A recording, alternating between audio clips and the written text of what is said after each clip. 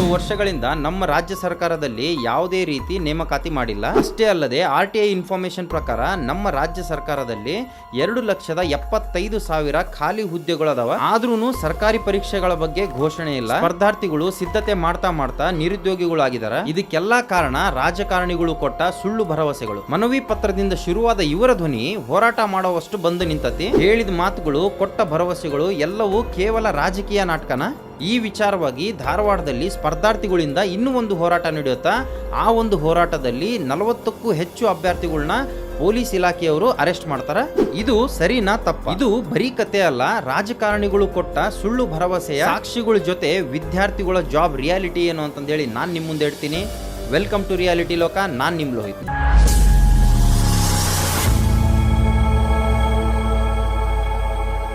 ನಾನು ನಿಮಗೆ first clear ಮಾಡಿಬಿಡ್ತೀನಿ. ಆಸ್ ಪರ್ RTI ಇನ್ಫಾರ್ಮೇಶನ್ ಪ್ರಕಾರ ನಮ್ಮ ರಾಜ್ಯ ಸರ್ಕಾರದಲ್ಲಿ 2,75,000 ಖಾಲಿ ಹುದ್ದೆಗಳು ಇನ್ನೂ ಅದಾವ. ಅದರಲ್ಲಿ ರಾಜ್ಯ ಸರ್ಕಾರ ಲೆಕ್ಕದ ಪ್ರಕಾರ ಖಾಲಿ ಇರುವ ಹುದ್ದೆ ಪಟ್ಟಿ: ಕೃಷಿ ಇಲಾಖೆಯಲ್ಲಿ 6,000, ಸಹಕಾರ ಇಲಾಖೆಯಲ್ಲಿ 4,000, ಉನ್ನತ ಶಿಕ್ಷಣದಲ್ಲಿ 13,000, ಕಾನೂನು ಇಲಾಖೆಯಲ್ಲಿ 7,000, ಕಂದಾಯ ಇಲಾಖೆಯಲ್ಲಿ 11,000, ಆರೋಗ್ಯ ಇಲಾಖೆಯಲ್ಲಿ 37,000, ಪೊಲೀಸ್ ಇಲಾಖೆಯಲ್ಲಿ 16,000 ಅಂಡ್ ಹೈಯೆಸ್ಟ್ ಶಾಲಾ ಶಿಕ್ಷಣ ಇಲಾಖೆಯಿಂದ 70,000. ನಮ್ಮ ಕರ್ನಾಟಕದಲ್ಲಿ ಒಟ್ಟು 43 ಇಲಾಖೆಯಿಂದ ಸರಿಸುಮಾರು 2,75,000 ಹುದ್ದೆಗಳು ಇನ್ನೂ ಖಾಲಿ ಇದಾವ. ಸೊ ಇದು ನಮ್ಮ ರಾಜ್ಯ ಸರ್ಕಾರದಲ್ಲಿ ಖಾಲಿ ಇರುವ ಹುದ್ದೆಗಳ ಪಟ್ಟಿ. ಇಷ್ಟು ಹುದ್ದೆಗಳು ಖಾಲಿ ಇದ್ರೂ ಸುಮಾರು 3 ರಿಂದ 4 ವರ್ಷ ಆಯ್ತು ಸರ್ಕಾರದ ಕಡೆಯಿಂದ ನೇಮಕಾತಿ ಮಾಡಿಲ್ಲ ಅಂತಂದ್ರೆ ಯಾಕೆ? ಇವಾಗ ಸುಮಾರು ವರ್ಷಗಳಿಂದ ನೇಮಕಾತಿ ಮಾಡಿಲ್ಲ ಅಂತಂದ್ರೆ ವಿದ್ಯಾರ್ಥಿಗಳ ಬೇಡಿಕೆ ಏನು? ಕರ್ನಾಟಕ ರಾಜ್ಯದ ಎಲ್ಲ ಇಲಾಖೆಗಳಲ್ಲಿ ಖಾಲಿ ಇರುವ ಹುದ್ದೆಗಳನ್ನು ಭರ್ತಿ ಮಾಡುವುದು. ಪೊಲೀಸ್ ಕಾನ್ಸ್ಟೇಬಲ್ ವಯೋಮಿತಿನ ಜನರಲ್ 30, SC ST OBC 33 ಖಾಯಂ ಮಾಡಬೇಕು. KPSC, KEA, KSP ಹಾಗೂ ಶಿಕ್ಷಣ ಇಲಾಖೆ ಸೇರಿದಂತೆ ವಿವಿಧ ನೇಮಕಾತಿ ಪ್ರಕಾರಗಳು ಪ್ರತಿ ವರ್ಷ ಖಾಲಿ ಇರುವ ಹುದ್ದೆಗಳ ಸಂಖ್ಯೆ ಹಾಗೂ ವಾರ್ಷಿಕ ಕ್ಯಾಲೆಂಡರ್ ಪ್ರಕಟಿಸಿ ಅದರ ಪ್ರಕಾರ ನಿಗದಿತ ವೇಳಾಪಟ್ಟಿಯಂತೆ ನೇಮಕಾತಿ ಮಾಡಿಕೊಳ್ಳಬೇಕು. ಕಲ್ಯಾಣ ಕರ್ನಾಟಕ ಮತ್ತು ಸಮಗ್ರ ಕರ್ನಾಟಕಕ್ಕೆ ಕನಿಷ್ಠ 30,000ದಿಂದ 40,000 ತುರ್ತು ಶಿಕ್ಷಕರ, ದೈಹಿಕ ಶಿಕ್ಷಕರ ನೇಮಕಾತಿ ಮಾಡಲೇಬೇಕು. UPSC, KSC ಸೇರಿದಂತೆ ಎಲ್ಲಾ ಪರೀಕ್ಷೆಗಳನ್ನು ಕನ್ನಡದಲ್ಲಿ ಕೂಡ ನಡೆಸಬೇಕು. ಸೊ ಇದೆಲ್ಲ ಆಕಾಂಕ್ಷಿಗಳ ಬೇಡಿಕೆ. ಈ ಒಂದು ವಿಚಾರವಾಗಿ ನಮ್ಮ ರಾಜ್ಯದಲ್ಲಿ ಗೌರವಾನ್ವಿತ ವ್ಯಕ್ತಿಗಳು ಕೆಲವೊಂದಿಷ್ಟು ಹೇಳಿಕೆಯನ್ನ ಕೊಟ್ಟಿರ್ತಾರ. ಅದರಲ್ಲಿ ಗೃಹ ಸಚಿವರಾದ G. ಪರಮೇಶ್ವರ್ ಅವರು, CM ಸಿದ್ದರಾಮಯ್ಯ ಸರ್ ಅವರು, ಶಾಲಾ ಮತ್ತು ಶಿಕ್ಷಣ ಸಚಿವರಾದ ಮಧು ಬಂಗಾರಪ್ಪ ಅವರು, ಇವರು ಕೆಲವೊಂದು ಹೇಳಿಕೆಯನ್ನ ಕೊಟ್ಟಿರ್ತಾರ. ಆ ಹೇಳಿಕೆಯ ಸಾಕ್ಷಿ ಏನು ಅನ್ನೋದನ್ನ ನಾನ್ ನಿಮಗೆ ಹೇಳ್ತೀನಿ. ಮೊದಲನೇದಾಗಿ ನಮ್ಮ ರಾಜ್ಯದ ಗೃಹ ಸಚಿವರಾದ G. ಪರಮೇಶ್ವರ್ ಅವರು ಏನ್ ಹೇಳ್ತಾರ? ಜೊತೆಗೆ ಇನ್ನೂ 600 ಜನರದ್ದು ಸಬ್ ಇನ್ಸ್ಪೆಕ್ಟರ್ನು ಕೂಡ ರೆಕ್ರೂಟ್ ಮಾಡ್ತೀವಿ. ಆಮೇಲೆ ಕಾನ್ಸ್ಟೇಬಲ್ಸ್ 15,000 ಹುದ್ದೆ ಖಾಲಿ ಇದೆ ಈಗ ನಮ್ಮಲ್ಲಿ. ಅದನ್ನು ಕೂಡ ಹಂತ ಹಂತವಾಗಿ ಮಾಡ್ತೀವಿ. ಇನ್ನೊಂದು ಬಹುಶಃ ವಾರ 15 ದಿವಸ ಅಥವಾ ಸೆಷನ್ ಆದಮೇಲೆ ನಾವು ನೋಟಿಫಿಕೇಶನ್ ಮಾಡ್ತೀವಿ. ಫೈನಾನ್ಸ್ ಆಗಲೇ ಕ್ಲಿಯರ್ ಮಾಡಿದ್ದಾರೆ. 4,500 ಕಾನ್ಸ್ಟೇಬಲ್ಸಿಗೆ ರೆಕ್ರೂಟ್ಮೆಂಟನ್ನು ಪ್ರೋಸೆಸ್ ಪ್ರಾರಂಭ ಮಾಡಿದೆ. ನಾನು ಗಮನಿಸಿದ್ದೇನೆ. ಅಲ್ಲಲ್ಲ ನೋಡಿ, ಅವರು ಪಾಪ ಅವ್ರಿಗೆ ರೆಕ್ರೂಟ್ಮೆಂಟ್ ಆಗಬೇಕು ಅಂತ ಅಲ್ವಾ, ಇಲ್ಲಿವರೆಗೂ ಆಗಿರಲಿಲ್ಲ. ನಾವು 2 ವರ್ಷ ಈಗ ಅದನ್ನ ಅವ್ರು ಏನು ಕೇಳಿದ್ರು, ಅವ್ರು 3 ವರ್ಷ ಕೇಳಿದ್ರು, ನಾವು 2 ವರ್ಷ ಮಾಡಿದ್ದೇವೆ. ಮಾಡಿ ಅವರಿಗೆ ನೋಟಿಫಿಕೇಶನ್ಗೆ ಹೋಗ್ತಾ ಇದ್ದೀವಿ, ರೆಕ್ರೂಟ್ಮೆಂಟ್ ಮಾಡಿ. ಗೌರವಾನ್ವಿತ ಸ್ಥಾನದಲ್ಲಿ ನಿಂತಿರೋ G. ಪರಮೇಶ್ವರ್ ಅವರು ಹೇಳ್ತಾರ, ಸ್ಪರ್ಧಾರ್ಥಿಗಳು 3 ವರ್ಷ ವಯೋಮಿತಿ ಹೆಚ್ಚು ಮಾಡ್ರಿ, ನಾನು 2 ವರ್ಷಕ್ಕೆ ಮಾಡಿದೀನಿ ಅಂತ ಏನ್ ಹೇಳಿದಾರೋ. ಧಾರವಾಡದಲ್ಲಿ ದೊಡ್ಡ ಪ್ರಮಾಣದ ಹೋರಾಟ ನಡೆದ್ರು ಇವರಿಗೆ ವಿದ್ಯಾರ್ಥಿಗಳ ಬೇಡಿಕೆ ಏನು ಅಂತಂದೇಳಿ ಗೊತ್ತಿಲ್ಲ ಅನ್ನೋದು ಕ್ಲಿಯರ್ ಆಗಿ ಗೊತ್ತಾಗುತ್ತೆ. ಮೈಸೂರಲ್ಲಿ ಪರಮೋತ್ಸವ ಅಂತೇಳಿ ಒಂದು ಫಂಕ್ಷನ್ ನಡೆಯುತ್ತಾ. ಆ ಒಂದು ಫಂಕ್ಷನ್ ನಲ್ಲಿ ಗೌರ್ಮೆಂಟ್ ಜಾಬ್ಗೆ ಓದ್ತಾ ಇರೋ ಒಬ್ಬ ಆಕಾಂಕ್ಷಿ, ಸೊ ಅವ್ರ ಹೆಸರು ಬಂದು ಚಂದ್ರೇಶ್ ಮತ್ತು ಅವರ ಟೀಮ್ ಜೊತೆ ಸೇರ್ಕೊಂಡು ಅದೇ ಸಮಾರಂಭದ ಸ್ಟೇಜ್ ಮೇಲೇನೆ ನಮ್ಮ ಗೃಹ ಸಚಿವರಾದ ಪರಮೇಶ್ವರ್ ಅವರು ಈ ಒಂದು ಮನವಿ ಪತ್ರನ ಕೊಟ್ಟಿರ್ತಾರ. ಆ ಒಂದು ಮನವಿ ಪತ್ರದಲ್ಲಿ ಕ್ಲಿಯರ್ ಕಟ್ ಆಗಿ ಮೆನ್ಷನ್ ಮಾಡಿದಾರ, ಜನರಲ್ ಅವರಿಗೆ 30 ವರ್ಷ, SC ST OBC ಅವರಿಗೆ 33 ವರ್ಷ ವಯೋಮಿತಿ ಹೆಚ್ಚು ಮಾಡಬೇಕು ಅಂತ ಹೇಳಿ. ಆ ಒಂದು ಸಮಾರಂಭದಲ್ಲಿ ಈ ಚಂದ್ರೇಶ್ ಅನ್ನೋರು ಕೊಟ್ಟಿರೋ ಮನವಿ ಪತ್ರನ ಇವರು ಕರೆಕ್ಟ್ ಆಗಿ ನೋಡಿಲ್ಲ ಅಂತ ಕ್ಲಿಯರ್ ಆಗಿ ಗೊತ್ತಾಗುತ್ತೆ. ಅಲ್ಲಿನ ಒಂದು ವಾತಾವರಣ ಹೆಂಗೈತೆ ಅಂತ ಚಂದ್ರೇಶ್ ಅವರು ಮಾತಾಡಿದಾರೆ. ಅವ್ರು ಏನ್ ಹೇಳ್ತಾರ ಈ ಒಂದು ವಿಡಿಯೋನ ನೋಡ್ರಿ. ಮಾನ್ಯ ಮುಖ್ಯಮಂತ್ರಿಗಳೇ ಹಾಗೂ ಮಾನ್ಯ ಗೃಹ ಸಚಿವರಲ್ಲಿ ಕೇಳ್ಕೊಳ್ಳುತ್ತಿರೋದು ಏನಪ್ಪ ಅಂತಂದರೆ, ಹಲವು ವರ್ಷಗಳಿಂದ ಪೊಲೀಸ್ ಇಲಾಖೆಯಲ್ಲಿ ಯಾವುದೇ ನೇಮಕಾತಿಯಾಗಿಲ್ಲ. ನಾವು ಕೇಳ್ಕೊಳ್ಳೋದು ಏನಪ್ಪ ಅಂತಂದರೆ, ನಮ್ಮ ಪೊಲೀಸ್ ಇಲಾಖೆಯಲ್ಲಿ ನೀವು ಒಂದು ಬಾರಿಗಾದರೂ ಕೂಡ 33 ವರ್ಷನ ಅವಕಾಶ ಮಾಡಿಕೊಡ್ಬೇಕು. ನಾವು ಕೇಳ್ತಿರೋದು ರಾಜ್ಯ ಸರ್ಕಾರದಲ್ಲಿ ಹುದ್ದೆ ಕೊಡಿ ಅಂತ ಕೇಳ್ತಿಲ್ಲ, ಅಪ್ಲಿಕೇಶನ್ ಹಾಕಕ್ಕೆ ಅವಕಾಶ ಮಾಡಿಕೊಡಿ ಅಂತೇಳಿ ನಾವು ಕೇಳ್ತಾ ಇದ್ದೀವಿ. ತುಂಬ ಹೋರಾಟ ಮಾಡಿದ್ದೀವಿ, ಪ್ರತಿಭಟನೆ ಆಗೋಗಿದೆ. ನಾವು ಕೂಡ ಬಡ ಕುಟುಂಬದ ಅಭ್ಯರ್ಥಿಗಳು, ಆದಷ್ಟು ಬೇಗ ನಿರ್ಧಾರ ಮಾಡಿ. ಏಕೆಂದರೆ ಮಾನ್ಯ ಗೃಹ ಸಚಿವರಲ್ಲಿ ನಾವು ಕೇಳ್ಕೊಳ್ಳೋದಂದರೆ ತುಂಬ ನಿಮ್ಮನ್ನಂತೂ ಕಾಲು ಕೈಯೆಲ್ಲ ಬಿದ್ದುಬಿಟ್ಟಿದ್ದೀವಿ. ಮತ್ತು ಮಾನ್ಯ ಮುಖ್ಯಮಂತ್ರಿಗಳನ್ನು ಕೂಡ ನಾವು ಕೇಳ್ಕೊಂಡಿದ್ದೀವಿ. ಎಷ್ಟೋ ಅಭ್ಯರ್ಥಿಗಳು ರೈಲ್ವೆ ಸ್ಟೇಷನ್ನು, ತುಮಕೂರು ಮಠ ಇದನ್ನೆಲ್ಲ ಮಲ್ಕೊಂಡು ಅಲ್ಲೆಲ್ಲ ಮಲ್ಕೊಂಡು ಹಗಲು ರಾತ್ರಿ ಕಷ್ಟಪಟ್ಟಿದ್ದೀವಿ. ದಯವಿಟ್ಟು ಮುಖ್ಯಮಂತ್ರಿಗಳು ಇದ್ರ ಬಗ್ಗೆ ಗಂಭೀರವಾಗಿ ನಿರ್ಧಾರ ತಗೊಂಡು ನಮಗೆ ದಿನ ದಿನ ಕಳೆದಂಗೆ ಒಂದೊಂದು ದಿನವೂ ಕೂಡ ವಯೋಮಿತಿ ಅನ್ನೋದು ಮೀರ್ತಾ ಇದೆ. ಎಲ್ಲ ನಾವು ಇಷ್ಟು 30 ವರ್ಷ ಆದರೂ ಕೂಡ ನಮ್ಮ ತಂದೆ ತಾಯಿಗಳ ಹತ್ರ ಕೇಳ್ಕೊಂಡು ಕ್ಯಾಟ್ರಿಂಗ್ ಕೆಲಸ ಮಾಡ್ತಾಯಿದ್ದೀವಿ. BA ಗ್ರಾಜ್ಯುಯೇಟೆಡ್ ಎಂತೆಂಥ ಎಜುಕೇಷನ್ ಮಾಡಿರೋರೆಲ್ಲ ಇವತ್ತು ನೇಮಕಾತಿ ಮಾಡ್ತಾ ಇಲ್ಲ ಅಂತೇಳಿ ಕೆಲಸ ಮಾಡ್ಕೊಂಡು ಹಗಲು ರಾತ್ರಿ ಓದ್ತಿದ್ದೀವಿ. ಇದನ್ನೆಲ್ಲ ಪರಿಗಣನೆ ಮಾಡಬೇಕು ರಾಜ್ಯ ಸರ್ಕಾರ. ಸೊ ಇವಾಗ ನವೆಂಬರ್ 1ನೇ ತಾರೀಕು ಕರ್ನಾಟಕ ರಾಜ್ಯೋತ್ಸವ ದಿನ ನಮ್ಮ CM ಸಿದ್ದರಾಮಯ್ಯ ಸರ್ ಇದ್ರ ಬಗ್ಗೆ ಒಂದು ಹೇಳಿಕೆಯನ್ನು ಕೊಟ್ಟಿರ್ತಾರೆ. 2024ರಲ್ಲಿ 14,499 ಪದವಿ ಪ್ರಾಥಮಿಕ ಶಿಕ್ಷಕರ ನೇಮಕಾತಿ ಮಾಡಲಾಗಿದೆ. ಕಲ್ಯಾಣ ಕರ್ನಾಟಕ ಭಾಗದಲ್ಲಿ 5,267 ಮತ್ತು ಇತರ ಪ್ರದೇಶಗಳಲ್ಲಿ 5,000 ಶಿಕ್ಷಕರ ನೇಮಕಾತಿ ಮಾಡಲಾಗುತ್ತಿದೆ. 800 ಹೊಸ PU ಉಪನ್ಯಾಸಕರ ನೇಮಕಾತಿ ಮಾಡಲಾಗಿದೆ. ಹೊಸದಾಗಿ 18,000ಕ್ಕೂ ಹೆಚ್ಚು ಶಿಕ್ಷಕರ ನೇಮಕಾತಿಗೆ ಅಧಿಸೂಚನೆ ಹೊರಡಿಸಲಾಗುತ್ತಿದೆ. ಅನುದಾನಿತ ಶಾಲೆಗಳಿಗೆ 5,000 ಶಿಕ್ಷಕರ ಹುದ್ದೆಗಳನ್ನು ನೇಮಕ ಮಾಡಲು CM ಸಿದ್ದರಾಮಯ್ಯ ಸರ್ ಅವರು ಹೇಳಿರೋ ಪ್ರಕಾರ 2024ರಲ್ಲಿ ಆ 14,999 ಶಿಕ್ಷಕರನ್ನ ನೇಮಕಾತಿ ಮಾಡಿವೆ ಅಂತ ಏನ್ ಹೇಳಿದಾರೋ ಆ ಶಿಕ್ಷಕರು ಕರ್ನಾಟಕದ ಯಾವ ಶಾಲೆಯಲ್ಲಿ ಕೆಲಸ ಮಾಡ್ತಿದಾರ? ರಿಯಾಲಿಟಿಲಿ ಮಾತಾಡ್ಬೇಕು ಅಂತ 2022ರಲ್ಲಿ ನೇಮಕಾತಿ ಮಾಡಿರೋದು, ಅಲ್ಲಿಂದ 2025 ಡಿಸೆಂಬರ್ ಆದ್ರೂ ಯಾವುದೇ ರೀತಿ ಕರ್ನಾಟಕ ಸರ್ಕಾರದಿಂದ ನೇಮಕಾತಿ ಮಾಡಿಲ್ಲ. ಸೊ ಇವಾಗ ಶಾಲಾ ಮತ್ತು ಶಿಕ್ಷಣ ಇಲಾಖೆಯಿಂದ 70,000 ಖಾಲಿ ಹುದ್ದೆಗಳು ನಮ್ಮ ರಾಜ್ಯ ಸರ್ಕಾರದಲ್ಲಿ ಇದಾವ. ಈ ಒಂದು ವಿಚಾರವಾಗಿ ನಮ್ಮ ರಾಜ್ಯದ ಎಜುಕೇಶನ್ ಮಿನಿಸ್ಟರ್ ಏನ್ ಹೇಳ್ತಾರ? ಈಗ ನಾವೇನು ರಿಕ್ರೂಟ್ಮೆಂಟ್ ಮಾಡ್ತಾ ಇದ್ದೀವಿ, ರಾಜ್ಯದ ಜನತೆಗೆ ನಾನು ವಿಶ್ವಾಸವನ್ನು ಕೊಡಬಲ್ಲೆ. ಈ 12,000 ಪ್ಲಸ್ 6,000 ಅನುದಾನಿತ ಹಾಗೂ ಸರ್ಕಾರದಿಂದ ಏನು ನಾವು ಆಗಲೇ ನಮಗೆ ಸ್ಯಾಂಕ್ಷನ್ ಆಗಿದೆ ಈ ಪೋಸ್ಟು, ಅವರೆಲ್ಲರೂ ಕೂಡ ಮುಂದಿನ ಅಕಾಡೆಮಿಕ್ ಇಯರ್ ಒಳಗೆ ಪಾಠ ಹೇಳ್ಕೊಡೋದಕ್ಕೆ, ಮಕ್ಕಳನ್ನ ವೆಲ್ಕಮ್ ಮಾಡೋದಕ್ಕೆ ಅವರೇ ಮುಂದೆ ಕಾಯ್ತಾ ಇರ್ತಾರೆ. ಅದ್ರ ಬಗ್ಗೆ ನೀವು ವರಿ ಮಾಡೋಕ್ಕೆ ಹೋಗಬೇಡ್ರಿ. ಎರಡೂ ಸೇರಿಸಿದರೆ ಅನುದಾನಿತ ಇದನ್ನೆಲ್ಲ ಸೇರಿಸಿ ಸುಮಾರು 32,000 ಟೀಚರ್ಸ್ನ ರಿಕ್ರೂಟ್ಮೆಂಟ್ ನಾವು ಮಾಡ್ದಂಗೆ ಆಯಿತು. ಹಿಂದಿನ ಸರ್ಕಾರದವ್ರು ಎಷ್ಟು ಮಾಡಿದರು? 3,500 ಮಾಡಿದ್ರು ಅಷ್ಟೇ. 4,500 5,000 ಒಳಗೆ. ಮಕ್ಕಳ ಹಿತದೃಷ್ಟಿಯಿಂದ ಒಳ್ಳೆ ರೀತಿಯಲ್ಲಿ ಟೀಚರ್ಸ್ ಕೊಡ್ತಕ್ಕಂಥ ಅತಿ ಶಿಕ್ಷಕರನ್ನು ತೊಗೊಂಡ್ವಿ ನಾವು. ಒಳ್ಳೆ ಟೀಚರ್ಸೇ ಅವರು. ಸ್ಟಾರ್ಟಿಂಗಲ್ಲೇ ತೊಗೊಂಡ್ಬಿಟ್ವಿ ನಾವು. ಲಾಸ್ಟ್ವರೆಗೂ ನಾವು ಇದನ್ನು ಮಾಡೋಕ್ಕೆ ಹೋಗಲಿಲ್ಲ ಒಂದೇ ಸತಿಗೆ. ಅದಕ್ಕೆ ಸೊ ಒಳ್ಳೆ ರೀತಿಯಲ್ಲಿ ಆಗ್ತಾಯಿದೆ, ಏನೂ ತೊಂದರೆ ಏನಿಲ್ಲ. ಸರ್ಕಾರನೂ ಒಳ್ಳೆ ರೀತಿ ಕೆಲಸ ಮಾಡುತ್ತೆ, ನನ್ನ ಇಲಾಖೆನೂ ಕೂಡ ಇನ್ನೂ ಒಳ್ಳೆ ರೀತಿಯಲ್ಲಿ ಜವಾಬ್ದಾರಿನ ನಾವು ತಗೊಂಡು. ಸೊ ಇವ್ರು ಹೇಳೋ ಪ್ರಕಾರ ನಮ್ಮ ರಾಜ್ಯದಲ್ಲಿ 50,000 ಗೆಸ್ಟ್ ಟೀಚರ್ನ ನಾವು ತಗೊಂಡಿದ್ದೀವಿ ಅಂತ ಏನು ಹೇಳ್ತಿದಾರೋ, ಇವರಿಗೆ ಕೊಡ್ತಾ ಇರೋ ಈ ಒಂದು ಧನ ಸಹಾಯದ ಫಂಡ್ ರಿಯಾಲಿಟಿ ಏನು ಅಂತ ಅಂದ್ರೆ, ಪ್ರಾಥಮಿಕ ಅತಿಥಿ ಉಪನ್ಯಾಸಕರಿಗೆ 10,000, ಪ್ರೌಢಶಾಲಾ ಅತಿಥಿ ಉಪನ್ಯಾಸಕರಿಗೆ 10,500 ರೂಪಾಯಿ, PU ಅತಿಥಿ ಉಪನ್ಯಾಸಕರಿಗೆ 12,000 ರೂಪಾಯಿಗಳು, ಪದವಿ ಕಾಲೇಜು ಅತಿಥಿ ಉಪನ್ಯಾಸಕರಿಗೆ 35,000 ರೂಪಾಯಿಗಳು. ಸೊ ಇವಾಗ ಒಂದು ಸಿಂಪಲ್ ಕಂಪ್ಯಾರಿಸನ್ನ ಮಾಡೋಣ. ಕರ್ನಾಟಕ ರಾಜ್ಯದಿಂದ ರಾಜ್ಯದ ಅಭ್ಯರ್ಥಿಗಳಿಗೆ ತಮ್ಮ ಕೆಲಸಕ್ಕೆ ಕೊಡ್ತಾ ಇರೋ ಒಂದು ಧನ ಸಹಾಯ ಆಗಲಿ, ಸ್ಯಾಲ್ರಿ ಆಗಲಿ, ಇದನ್ನ ನಾವು ಕನ್ಸಿಡರ್ ಮಾಡಿ ನೋಡಿದಾಗ ಪ್ರಾಥಮಿಕ ಶಾಲಾ ಅತಿಥಿ ಉಪನ್ಯಾಸಕರಿಗೆ ಅಂದ್ರೆ ಪ್ರೈಮರಿ ಸ್ಕೂಲ್ ಗೆಸ್ಟ್ ಟೀಚರಿಗೆ ತಿಂಗಳಿಗೆ 10,000 ರೂಪಾಯಿ ಗೌರವ ಧನವಾಗಿ ಕೊಡ್ತಾ ಇದ್ದಾರೆ. ಸೊ ಇದನ್ನ ನಾವು ಕ್ಯಾಲ್ಕುಲೇಟ್ ಮಾಡಿ ನೋಡಿದಾಗ ಒಂದು ದಿನಕ್ಕೆ 333 ರೂಪಾಯಿ ಬರುತ್ತೆ. ಹಳ್ಳಿಲಿ ನಡೀತಾ ಇರೋ ನರೇಗಾ ಕೂಲಿ ಕಾರ್ಮಿಕರಿಗೆ, ಒಬ್ಬ ಕೂಲಿ ಕಾರ್ಮಿಕನಿಗೆ ಒಂದು ದಿನಕ್ಕೆ ನಮ್ಮ ರಾಜ್ಯ ಸರ್ಕಾರ ಕೊಡ್ತಾ ಇರೋ ದುಡ್ಡು 370 ರೂಪಾಯಿ. ಕೂಲಿ ಕಾರ್ಮಿಕರಿಗಿಂತ ಕಡಿಮೆ ದುಡ್ಡನ್ನ ಗೆಸ್ಟ್ ಟೀಚರ್ಸ್ಗೆ ಕೊಡ್ತಾ ಇದಾರ ಅಂತಂದ್ರ ಇದಕ್ಕೆ ಸ್ಕೂಲು, PU, ಡಿಗ್ರಿ, B.Ed ಮುಗಿಸ್ಕೊಳೋ ಅವಶ್ಯಕತೆ ಐತಾ? ನಮ್ಮ ರಾಜ್ಯದ ಎಜುಕೇಶನ್ ಮಿನಿಸ್ಟರು TET ಬಗ್ಗೆ ಮಾತಾಡಿದಾರ. ಈ ಒಂದು ಕ್ಲಿಪ್ ನ ನೋಡ್ರಿ.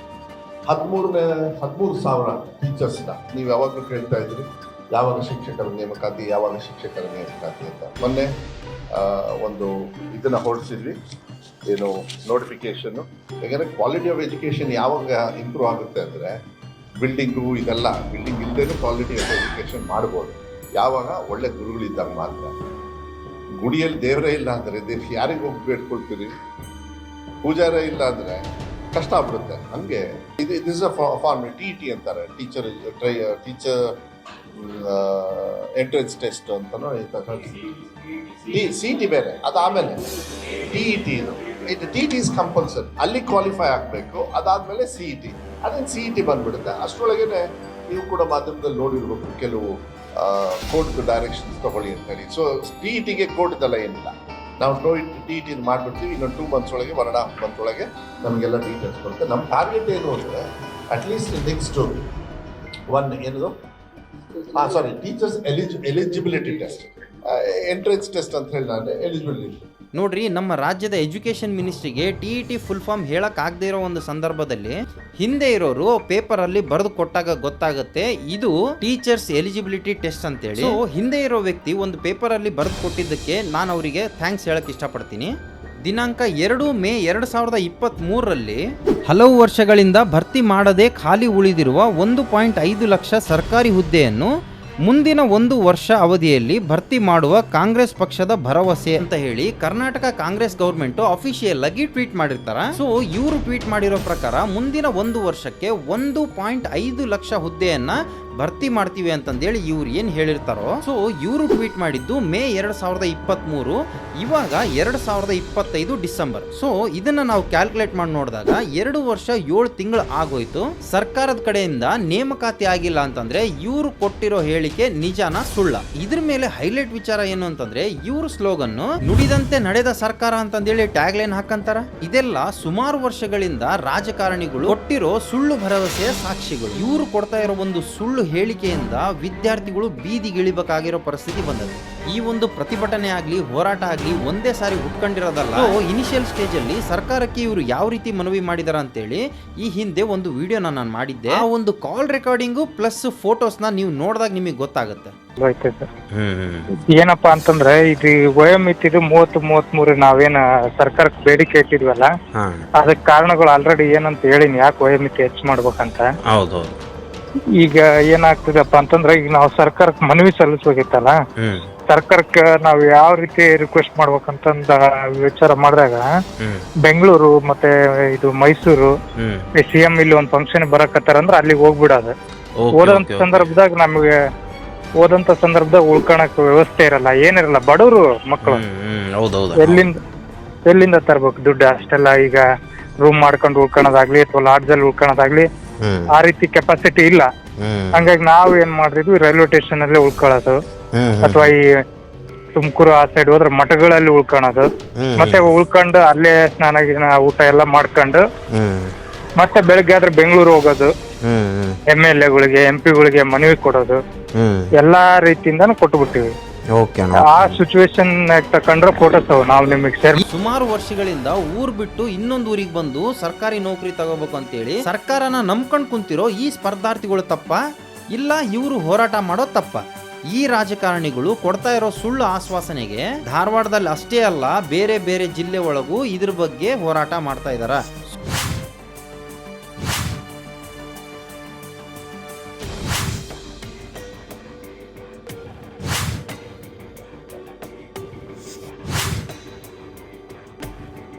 ಸೊ ಸ್ಪರ್ಧಾರ್ಥಿಗಳು ಮನವಿ ಪತ್ರನ ಕಳಿಸಿದಾರ, ಸಮಾರಂಭದಲ್ಲಿ ಡೈರೆಕ್ಟ್ ಆಗಿ ಹೋಗಿ ಲೆಟರು ಕೊಟ್ಟಿದಾರ.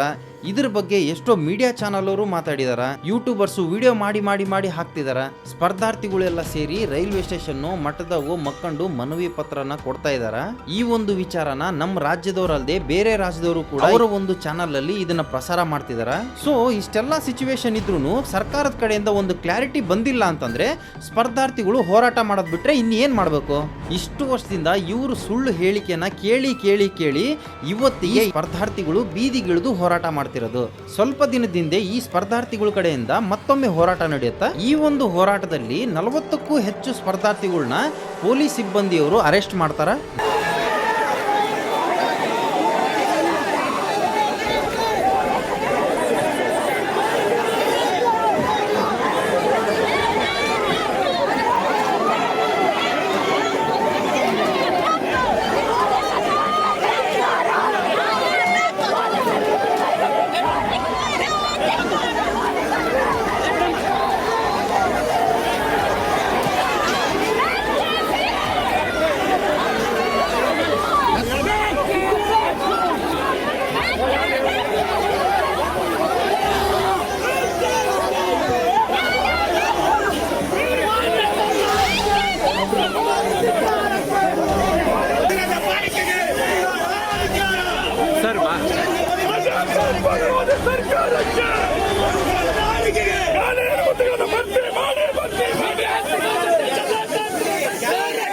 ನನಗೆ ಬೇಜಾರಾಗೋ ವಿಚಾರ ಏನು ಅಂತಂದ್ರೆ, ಎಸ್ಪೆಷಲಿ ಧಾರವಾಡದ ಕಮಿಷನರ್ ಆದ ಎನ್ ಶಶಿಕುಮಾರ್ ಸರ್ ಬಗ್ಗೆ ನಾನು ಒಂದು ಮಾತು ಹೇಳ್ಬೇಕು. ಸರ್, ನಿಮ್ಮ ಡಿಸಿಪ್ಲಿನ್ ಆಗಲಿ, ನಿಮ್ಮ ಗಾಂಭೀರ್ಯ ಆಗಲಿ, ನಿಮ್ಮ ನಾಲೆಡ್ಜ್ ಆಗಲಿ, ನಿಮ್ಮ ಲೈಫ್ ಸ್ಟೈಲ್, ಸೊ ಇವನ್ನೆಲ್ಲ ನೋಡಿದ್ರೆ ನನ್ನಂತ ಎಷ್ಟೋ ಲಕ್ಷಾಂತರ ಜನ ಸ್ಟೂಡೆಂಟ್ಸ್ ನಿಮ್ಮನ್ನ ನಾವು ಇನ್ಸ್ಪಿರೇಷನ್ ಆಗಿ ತಗೊಂಡಿವಿ. ನಿಮ್ಮ ಕಣ್ಣು ಮುಂದೆನೆ 40ಕ್ಕಿಂತ ಹೆಚ್ಚು ಅಭ್ಯರ್ಥಿಗಳು ಅರೆಸ್ಟ್ ಆಗ್ತಾರ ಅಂತಂದ್ರ ಇದು ನನಗೆ ಬಹಳ ಬೇಜಾರಾಗಿರುವಂತ ವಿಚಾರ. ಸೊ ಇವಾಗ ಮಾನವೀಯತೆ ದೃಷ್ಟಿಯಲ್ಲಿ ನೋಡೋಣ. 40ಕ್ಕೂ ಹೆಚ್ಚು ಸ್ಪರ್ಧಾರ್ಥಿಗಳನ್ನ ಏನ್ ಅರೆಸ್ಟ್ ಮಾಡಿದಾರೋ ಆ ಪೊಲೀಸ್ ಇಲಾಖೆಯ ಸಿಬ್ಬಂದಿಗಳು ಕೂಡ ಸ್ಟೂಡೆಂಟ್ ಆಗೇ ಹೋದವರು. ಇವ್ರ ಕಷ್ಟ ಏನು ಅಂತಂದೇಳಿ ಬೇರೆಯವರಿಗೆ ಗೊತ್ತಾಗದೆ ಇದ್ರು ನಿಮಗೆ ಗೊತ್ತಾಗಿರುತ್ತೆ. ಯಾಕಂತಂದ್ರೆ ನೀವು ವಿದ್ಯಾರ್ಥಿ ದಿನಗಳಾಗ ಈ ಒಂದು ಕಷ್ಟನ ನೋಡಿನೇ ಇವತ್ತು ಪೊಲೀಸ್ ಆಗಿರ್ತೀರಿ. ಇವರಿಗೂ ನಿಮ್ಮಂಗೆ ಪೊಲೀಸ್ ಆಗ್ಬೇಕು ಅಂತೇಳಿ ಆಸೆ ಇರಲ್ವಾ? ಇವರು ಬೇರೆ ಏನೂ ಕೇಳ್ತಿಲ್ಲ, ಪೊಲೀಸ್ ಕಾನ್ಸ್ಟೇಬಲ್ ಆಗ್ಬೇಕು ಅಂತಂದೇಳಿ 16,000 ವೇಕೆನ್ಸಿನ ತುಂಬ್ಕೊಳ್ರಿ ಅಂತಂದೇಳಿ ಹೋರಾಟ ಮಾಡ್ತಿರೋದು. ನಾನು ಎಲ್ರಿಗೂ ಬೇಡ್ಕೊಳ್ಳೋದೇನು ಅಂತಂದ್ರೆ, ಈ ಸ್ಪರ್ಧಾರ್ಥಿಗಳು ಸುಮಾರು ವರ್ಷದಿಂದ ಕಷ್ಟ ಪಡ್ತಿದಾರ. ಈ ಒಂದು ವಿಚಾರನ ಎಷ್ಟಾಗುತ್ತೋ ಅಷ್ಟು ಜನಕ್ಕೆ ತಿಳಿಸ್ರಿ. ಸೊ ಈ ಒಂದು ಹೋರಾಟದ ಸಿಚುವೇಶನ್ ನೋಡಿದ್ರೆ ಪೊಲೀಸ್ ಅವರು ಓಕೆ ಅರೆಸ್ಟ್ ಮಾಡಿದ್ರು. ಭಾರತ ಸಂವಿಧಾನದ 19ನೇ ವಿಧಿ ಏನ್ ಹೇಳುತ್ತೆ? ಭಾರತದ ನಾಗರಿಕರಿಗೆ 6 ಮೂಲಭೂತ ಸ್ವಾತಂತ್ರ್ಯಗಳು ಇರ್ತಾವ. ಸೊ ಅದರಲ್ಲಿ ನಾನು 4 ಹೇಳ್ತೀನಿ. ಮಾತನಾಡುವ ಮತ್ತು ಮುಕ್ತವಾಗಿ ವ್ಯಕ್ತಪಡಿಸುವ ಸ್ವಾತಂತ್ರ್ಯ, ಶಾಂತಿಯುತವಾಗಿ ಒಟ್ಟುಗೂಡುವ ಸ್ವಾತಂತ್ರ್ಯ, ಸಂಘಟನೆಯನ್ನು ರಚಿಸುವ ಸ್ವಾತಂತ್ರ್ಯ, ಭಾರತಾದ್ಯಂತ ಮುಕ್ತವಾಗಿ ಸಂಚರಿಸುವ ಸ್ವಾತಂತ್ರ್ಯ. ನಮ್ಮ ಬೇಡಿಕೆಯ ಪ್ರಕಾರ ಶಾಂತಿಯುತವಾದ ಹೋರಾಟ ಮಾಡಕ್ಕೆ ಪೊಲೀಸ್ ಪರ್ಮಿಷನ್ ಬೇಕಾ? ಸೊ ಧಾರವಾಡದಲ್ಲಿ ನಡೆದಿರೋದು ಒಂದು ಶಾಂತಿಯುತ ಹೋರಾಟ. ಇವರು ರಾಜಕಾರಣಿಗಳು ಇಷ್ಟು ವರ್ಷದಿಂದ ಹೇಳಿರೋ ಪ್ರಕಾರ 2,75,000ಕ್ಕೂ ಹೆಚ್ಚು ಹುದ್ದೆಗಳು ಏನ್ ಖಾಲಿ ಇದಾವೋ ಇದನ್ನ ಭರ್ತಿ ಮಾಡ್ರಿ ಅಂತಂದೇಳಿ ಪದೇ ಪದೇ ಇವರು ಹೋರಾಟ ಮಾಡ್ತಿರೋದು. ಸೊ ಈ ರಾಜಕಾರಣಿಗಳು 4 ರಿಂದ 5 ವರ್ಷ ಆಯ್ತು ನೇಮಕಾತಿ ಮಾಡಿಲ್ಲ. ಆಕ್ಚುಯಲ್ ರಿಯಾಲಿಟಿ ಬಗ್ಗೆ ಮಾತಾಡೋಣ. ಸರ್ಕಾರಿ ನೌಕರಿ ತಗೋಬೇಕು ಅಂತಂದೇಳಿ ಕಷ್ಟಪಟ್ಟು ಓದ್ತಿರೋ ಒಬ್ಬ ಆಕಾಂಕ್ಷಿಯ ತಿಂಗಳು ಖರ್ಚು ಎಷ್ಟು?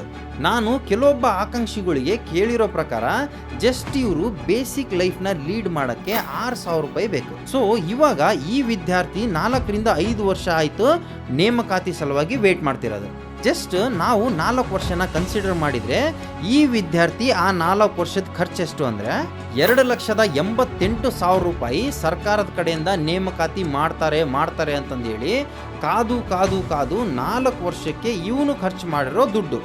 ಒಬ್ಬ ವಿದ್ಯಾರ್ಥಿಗೆ 2,88,000 ರೂಪಾಯಿ ಅಂತ ಅಂದ್ರೆ ನಾನು ಬಹಳ ಜನನ ತಗೊಳಲ್ಲ, 5 ಲಕ್ಷ ಜನನ ಮಾತ್ರ ತಗೊಳ್ಳೋಣ. ಸೊ ಈ 5 ಲಕ್ಷ ಜನದ್ದು ನಾವು ಕ್ಯಾಲ್ಕುಲೇಟ್ ಮಾಡಿ ನೋಡಿದಾಗ 1,44,000 ಕೋಟಿ. ಈ 1,44,000 ಕೋಟಿಲಿ ಒಂದು ನಯಾ ಪೈಸಾನು ಸರ್ಕಾರಕ್ಕೆ ಹೋಗಿಲ್ವಾ? ಒಂದು ಬುಕ್ ಸ್ಟಾಲಿಗೆ ಹೋದ್ರೆ ಒಂದು ಪೇಪರ್ ತಗೊಳ್ಳಿ, ಒಂದು ಪೆನ್ ತಗೊಳ್ಳಿ, ಒಂದು ಬುಕ್ಸ್ ತಗೊಳ್ಳಿ, ಅದಕ್ಕೆ GST ಅಂತಂದೇಳಿ ಒಂದು ಪ್ರೈಸ್ ಇರುತ್ತಾ? ಆ GST ಹಣ ಎಷ್ಟಾಗಿರ್ಬೋದು? ನಮ್ಮ ರಾಜ್ಯದಾಗ ನೇಮಕಾತಿ ಮಾಡಿಲ್ಲ ಅಂತಂದೇಳಿ ಎಷ್ಟೋ ವಿದ್ಯಾರ್ಥಿಗಳು ನಿರುದ್ಯೋಗಿಗಳಾಗಿದಾರ. ದಿನೇ ವಯೋಮಿತಿ ಬಗ್ಗೆ ಅವರಿಗೆ ಭಯ ಕಾಡಕತ್ತತಿ. ಇಷ್ಟೆಲ್ಲಾ ಸಮಸ್ಯೆ ಇದ್ರು ನಮ್ಮ CM ಸಿದ್ದರಾಮಯ್ಯ ಸರ್ ಒಂದು ವಿಚಾರವಾಗಿ ಮಾತಾಡ್ತಾರ. ಆ ವಿಚಾರ ಏನು ಅಂತಂದೇಳಿ ಈ ಒಂದು ಕ್ಲಿಪ್ ನ ನೋಡ್ರಿ. ನೋಡಪ್ಪ, ಇವ್ರ ಮನೆಯಲ್ಲಿ ನಾನ್ ವೆಜ್ಜು, ನಮ್ಮ ಮನೆಯಲ್ಲಿ ಬರೀ ವೆಜ್ಜು. ಇವನು ವೆಜಿಟೇರಿಯನ್ನು, ನಾನು ನಾನ್ ವೆಜಿಟೇರಿಯನ್ನು. ಆದರೂ ನಾನು ನಾನ್ ವೆಜಿಟೇರಿಯನ್ ಮಾಡಿಸಿರ್ಲಿಲ್ಲ. ಇವನಿಗೆ ಹೇಳಿದೆ, ನೋಡಪ್ಪ, ಇದರಿಂದ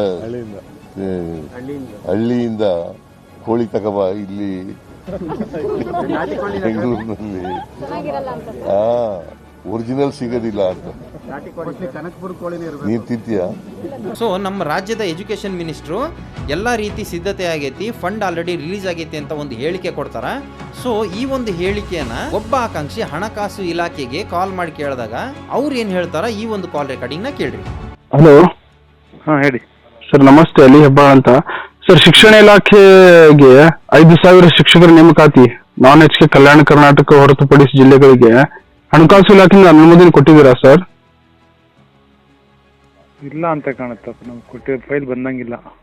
ಬಂದಿಲ್ವಾ ಸರ್? ಯಾಕಂದ್ರೆ ಈಗ ಮುಂದೆ ಶಿಕ್ಷಕರ ನೇಮಕಾತಿ ಬರುತ್ತಲ್ಲ, ಅದು ಫಸ್ಟ್ ತಮ್ಮಿಂದ ಅನುಮತಿ ಅಂದ್ರೆ ಅದೇ ಸರ್, ತಮ್ಮಿಂದ ಅನುಮತಿ ಸಿಕ್ಕ ನಂತರ ಅದು ಮುಂದೆ ನೋಟಿಫಿಕೇಶನ್ ಆಗೋದಲ್ಲ? ಅದು ಬಂದಿಲ್ಲಲ್ಲ ಸರ್ ಇನ್ನು? ಇಲ್ಲ. Okay, thank you.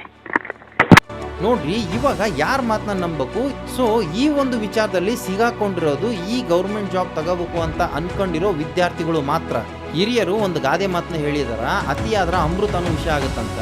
ವಿಪರ್ಯಾಸ ಏನು ಅಂತಂದ್ರೆ, ನಮ್ಮ ರಾಜ್ಯದ ಕೆಲವು ಗಣ್ಯ ವ್ಯಕ್ತಿಗಳು RCB ಕಪ್ ಗೆಲ್ತು ಅಂತಂದೇಳಿ ವಿಧಾನಸೌಧದ ಮುಂದೆನೆ ಇವರು ಸೆಲೆಬ್ರೇಟ್ ಮಾಡ್ತಾರ.